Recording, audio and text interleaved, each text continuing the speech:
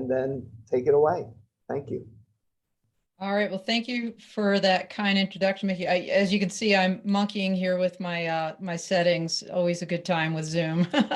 You know, I've been teaching remote classes for CSU Pueblo for the last year and a half, and I still can't get this right. So give me a second, and not super user friendly. But here we go. Yay. All right. Hi, everybody.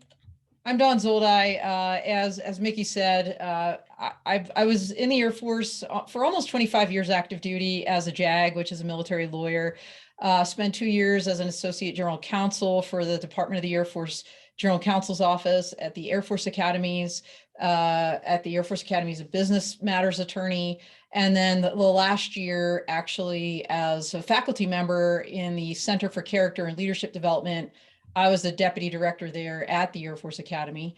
I'm still a licensed attorney, but I'm not practicing law in my business, which is called P3 Tech Consulting. I started the business in October of 2019, and it's been a ton of fun. I went full-time into it this year in February. And as Mickey noted, just been kind of prolifically writing. I also have a podcast, which is why I missed this morning's sessions, because we were actually doing the podcast. It's called The Dawn of Drones, every Wednesday at 9 a.m. Mountain. And so Mickey asked me to talk a little bit about remote ID. I don't know where you guys kind of left off on that. So I'm going to start a little bit with a baseline about what it is. Okay, so you know, the idea was we need this for the security agencies, you know, whether it's law enforcement, three-letter security agencies, but also for the safety of the national airspace, right? This is supposed to be a stepping stone, a kind of a linchpin to beyond visual line of sight operations, to unmanned traffic management, things of this nature. And so what happens is in December of 2019, the notice of public rulemaking goes out, and for the non-legal types, you may heard of NPRM. That's what it is. It's required under the Administrative Procedures Act that when a federal agency is going to publish a regulation that could impact the public's rights and benefits and privileges, that the public then has an opportunity to comment. And the agency then also is supposed to meaningfully comment on those, you know, resolve essentially those comments before it makes its final rule. So the NPRM is launched in December of 19. Comment period closes of March of 2020, 53,000 comments. It takes the FAA almost a year to adjudicate these. And the final rule comes out in draft, right again around the end of 2020, but officially published in the Federal Register January 15th of 2021 of this year. And so, you know, how does it work? And I'm going to tell you kind of how it changed from the original rule. But basically how it works is this. I'm going to go really kind of to the next slide. The drone analyst put this little chart together. I think it's super helpful for those that are visually oriented. There's 3 ways to comply, right? So this is all about creating a digital license plate, air quotes, of drones in the sky. And the way you do this is you either have standard remote ID where the technology is baked into the drone, essentially. It's hardwired into the drone. You can have a broadcast module remote ID drone, which you have a module, you slap it on the drone. Or if you don't have one, if you don't have the capability, and we'll talk about that capability in a second, you are relegated to flying in what they're calling a federally recognized identification area, or FRIA. Now, what is this kind of, you know, remote ID? What is the technology? Well, the technology honestly is unclear, but the point is it's supposed to be broadcast through the RF spectrum, be able to pick it up on an iPad, etc., certain message elements.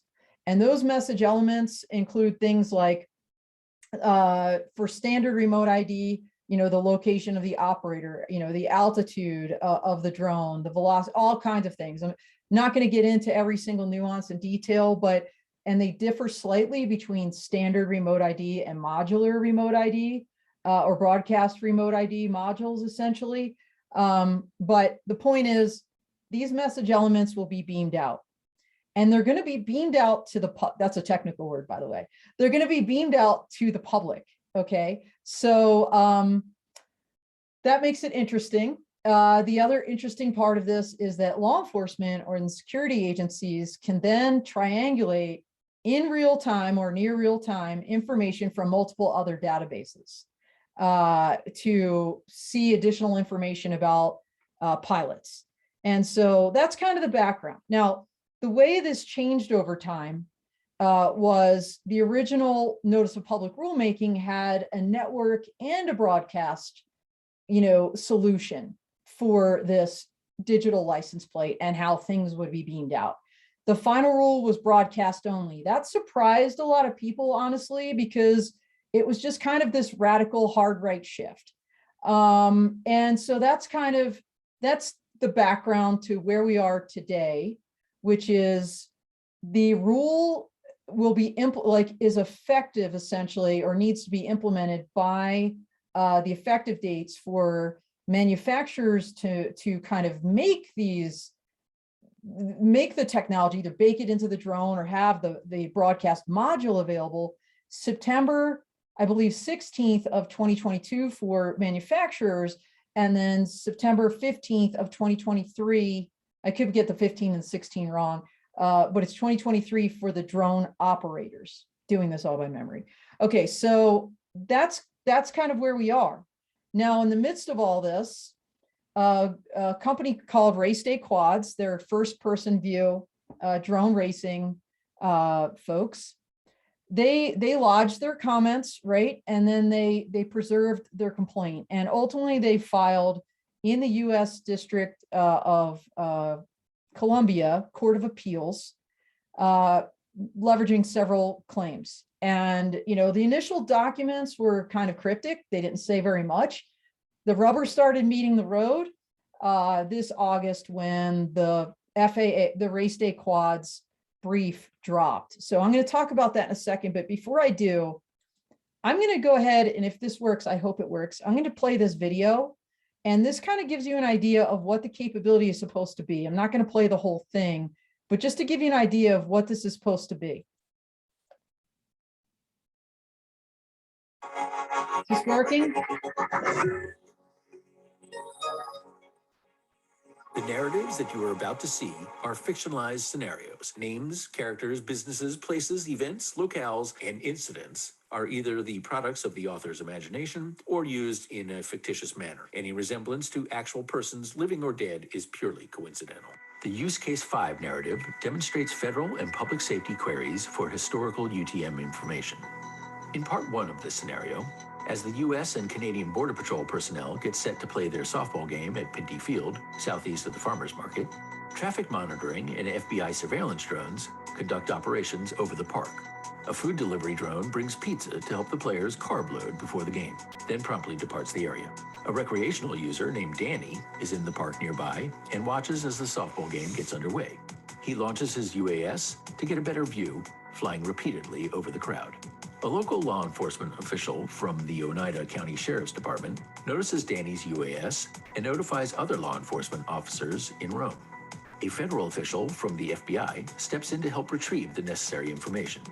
The FBI official initiates a correlation query with the Federal Aviation Administration, which provides identifying information about the UAS and its operator. The FBI official uses this information to determine that Danny is a regular who commonly flies his drone at this park. The official is also able to determine that Danny does not have a waiver to operate over people and contacts Danny directly. Oops, sorry. I was trying to get rid of that text box and I gooned it up.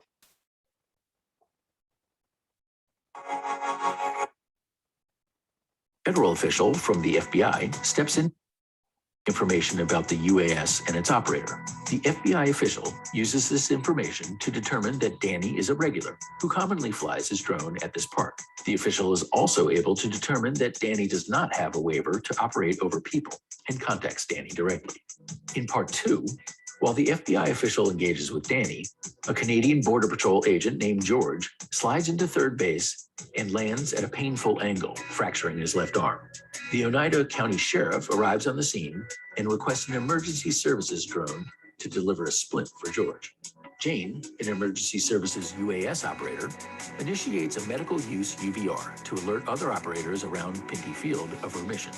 She dispatches her drone from Griffiths International Airport and into the BV Los Rome-Oriskany corridor. Meanwhile, the other drones either adjust their flight paths around the UVR, hover in place, or land to get out of the way. As Jane's UAS approaches, the FBI uses remote ID display services to verify that her drone is legitimate. She successfully delivers the splint to the Oneida County Sheriff, who is now equipped to address George's injury. While the medical drama unfolds, a spouse of one of the U.S. Border Patrol agents is watching the game and notes the number of drones in the airspace surrounding Pinky Field. She's well acquainted with the surrounding woods and is active in the local chapter of the National Audubon Society. She wonders about the proximity of the drones to protected bird habitats and later shares her concerns with local environmental authorities, who initiate a historical query with the Federal Aviation Administration.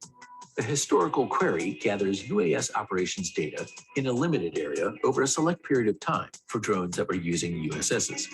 The historical query data includes location, time, and reference numbers, but doesn't provide personally identifying or contact information for the operator.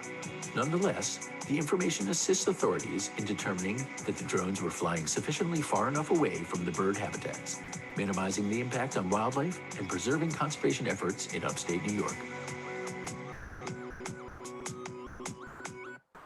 Okay, I'm just going to stop that there. You kind of get the picture, right? So the FBI is querying, a drone that has landed or a kid that's flying his FPV drone, I think was the example there, and gathering information. And notice what wasn't happening, of course, was any kind of warrant being obtained.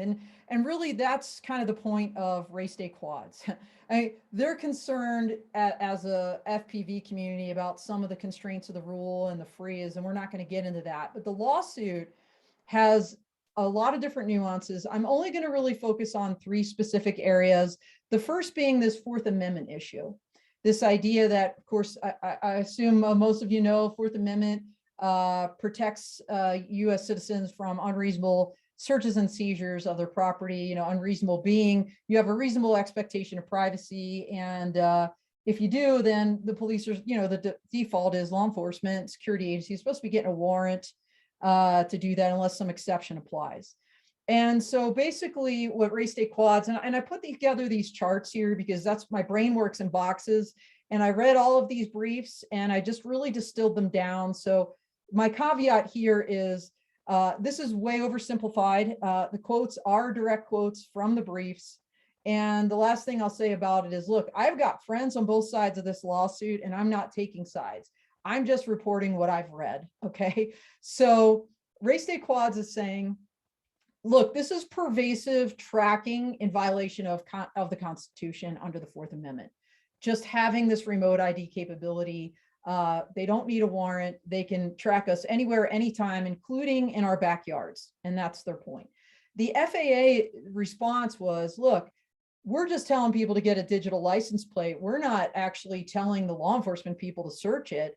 Just having the capability does not equate to action and does not therefore equate to a search. But even if it did, they say, there's a special needs exception.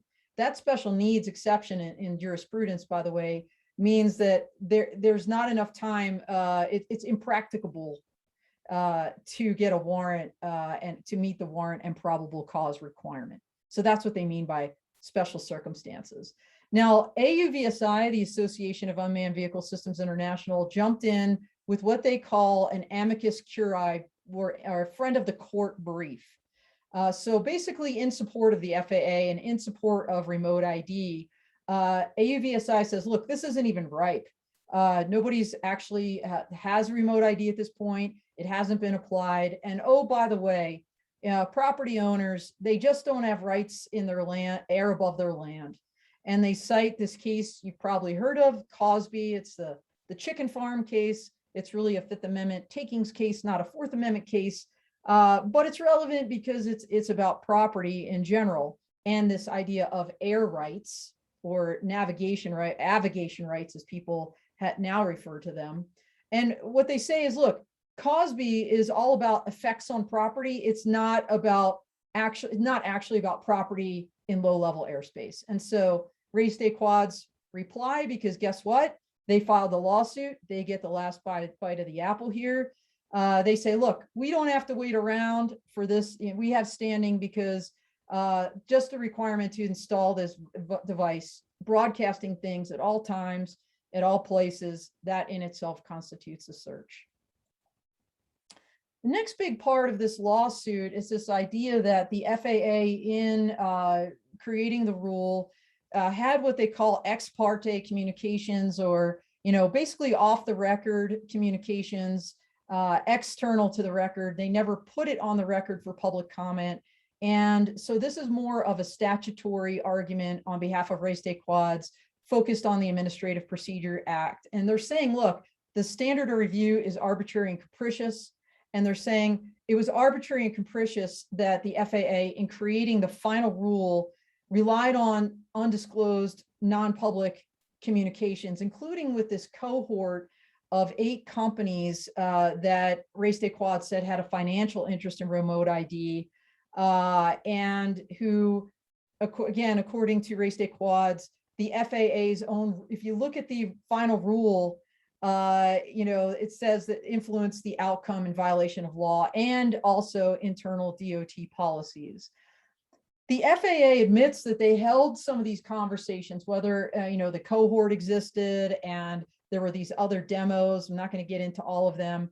Again, super nuanced, hundreds of pages of briefs to read if you really care. But this is all bottom line kind of stuff here. They're saying, yeah, okay, look, we had a cohort, it didn't impact the rule. And even if we did, even if we considered some of their comments, and again, this is a quote from the cohort, basically race day quads doesn't have standing to challenge that. So kind of, both ways there. AUVSI backs the FAA, of course. And then they say, look, the cohort did not affect the rule, but again, no prejudice, not only no standing, but then they say no prejudice because Tyler Brennan, who is the CEO of Race Day Quads, himself advocated for a non-network solution, which is what the final rule actually was. And oh, by the way, the public still has a chance to comment because these requirements have not even been met yet. So I don't really know how the public would comment, but that is in the brief. And last but not least, Race Day Quads replies, look, this is literally from the rule, like a quote from the final rule that the FAA put in there, according to Race Day Quads. The cohort identified several challenges with implementing the network requirements. For example, the cohort raised the challenge, blah, blah, blah. You can read it here. Basically, then Race Day Quad says everybody's harmed by the failure to basically refine this rule based on public comments. So, and the last but not least is, and the comments that were made, the FAA allegedly ignored many of them. And these comments the Race Day Quad is talking about are ones relating to the Fourth Amendment, ones relating to the FAA's authority to regulate non-commercial drones in what they're calling non-navigable airspace, backyards as an example. The comments that the public made that the FAA was relying on inaccurate data in their analysis. And again, comments that the public said there could be alternatives to these broad and burdensome requirements. And finally, comments that where the public questioned the safety justifications of the rule. Race Day Quad says all of those categories of comments were actually never addressed by the FAA in the final rule. The FAA says, look, we responded to all material comments. We don't have to discuss every single item. And that in fact, as the FAA, they say we relied heavily on those public comments to switch to this broadcast solution, including Brennan's very own comments not to adopt network. AUVSI, now we're getting into this aviation rights discussion big time because they throw it in the brief and it kind of opens up Pandora's box a little bit. AUVSI says, look, FAA did not address these arguments raised that it has ceded authority. Oh, wait a minute. Okay, hold on. AUVSI discusses this aviation issue of property law and Cosby and related cases like Jones and Carpenter, because they say race day quads opened this Pandora's box by saying the FAA exceeded their authority in regulating that airspace. AVSI says, of course, the FAA can regulate down to the lowest blade of grass, essentially. Race day quad says, look, we're going to quote right from the Supreme Court. The Cosby case itself says, quote, the landowner owns at least as much of the space above the ground as he can occupy or use in connection with that land. They also cite a USGAO report from September of last year, where the Department of Transportation themselves said they are not asserting the position that the FAA regulates down to the ground. So that was the DOT that said that. Not going to get into the kids stuff, but that is thrown into the brief. All right, so where are we now? Next steps, oral arguments coming up fast, December 15th, and this will be in the DC U.S. Court of Appeals, and I believe they're open to the public. I don't know their COVID restrictions, but members of the press, you should be able to go ahead and watch that. We would expect the court to rule sometime in early 2022, hopefully before Q1 ends, especially since the manufacturers are kind of up against this deadline of September of 2022, which again, kind of leaves folks a little bit in limbo, really, because if I was a manufacturer and I'm going to spend a bunch of money to put remote ID or bake it into my drones, I want to know that this is legit and this isn't going to get blown up, because that is a reality. If race day quads prevails, the likely outcome will be that the rule will have to be redone, like back to square one under the Administrative Procedures Act. That's a do-over. So more to follow, and we'll see what happens. I just wanted to leave you with some resources. This is the actual final rule. You can go to the Federal Register and look it up yourself. I've also written about this for Inside Unmanned Systems magazine, outlining, the different requirements of the final rule. And I did a little piece at Forbes, as Mickey mentioned, about this race day quads lawsuit. And finally, if anybody's really interested in this avigation rights and these property rights, which is a pretty contentious issue, Fourth Amendment aside, I did an article for Inside Unmanned on that as well. All right, so here's my website if you want to contact me, and my email. I did give these slides to Mickey, so you guys are welcome to have them. These are all the different ways you can also follow me on various social media platforms, including my podcast, which is noted here, 3 down. And that's it, unless anybody has any questions. I know that was a fire hose, but that's what, 4 briefs to cover in less than 30 minutes. So I think it's a record. I think you're muted, Mickey.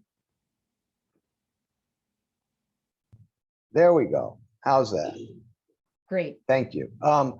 Yeah, you did a great job. A lot of ground to cover. But in the last few minutes that we have here, can you give your assessment as to how you think this is going to play out? I mean, I know in the last set of slides, and as you said, who's going to want to invest money in the next technology? I mean, the question was asked earlier today of DJI, will they retrofit some of their equipment? They're probably nobody's. I mean, everybody's in this holding pattern, because why would you do that if they're going to change the rules or have to do a do-over on the rulemaking? What other implications will that then have, do you think, for flights over people and night flights? Because they were all interchangeable, and it was predicated on the notion that we'd have remote ID when they set their timeline.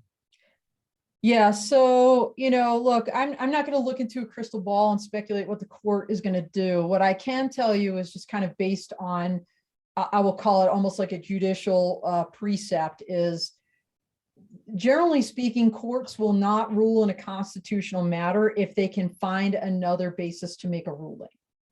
So, this whole Fourth Amendment issue, of persistent tracking and search, and the Fifth Amendment Cosby issue and avigation, is the court going to go there? I don't know. You know, this issue about the Administrative Procedures Act and ex parte communications, I think is interesting. I don't know how that's going to play out, but what I would say is more broadly, if the court kind of slaps the FAA on the wrist and says, look, it's fine if you're going to have these communications, go ahead and do them, but put them on the record and let people comment. That's going to have broad reaching, I think, you know, ramifications across the federal government that went in rulemaking in general. So it's going to be much broader even than this one case. When it comes to manufacturers and other people and kind of what's going to happen with them, I agree, Mickey, they're in a holding pattern. And I also agree with your assessment that things like operations over people, especially categories 2 and 3, you know, those 4 categories that's directly linked to remote ID, that's going to cause delays if this thing gets blown up. So, you know, I'm watching it carefully. You know, not a lot of people are talking about it, maybe because they think it's a lightning rod. You know, for me, it's like, this is newsworthy, right? This is something we should be talking about because it's about a seminal rule that will impact the whole industry. And it's about process. And, you know, if you believe restate quads, it could be about our constitutional rights. So, you know, we'll see how it plays out. Great. I can't see, I don't know if we have any questions, but I think you really, as I said, did a great job covering a whole lot of ground, a whole lot of brief, hundreds of pages. So we really appreciate your being here and providing those insights and expertise. Well, And awesome. Thanks. thank I'll you see you so on the later much. panel. Absolutely. I'll go dark now. Bye. Okay, thanks.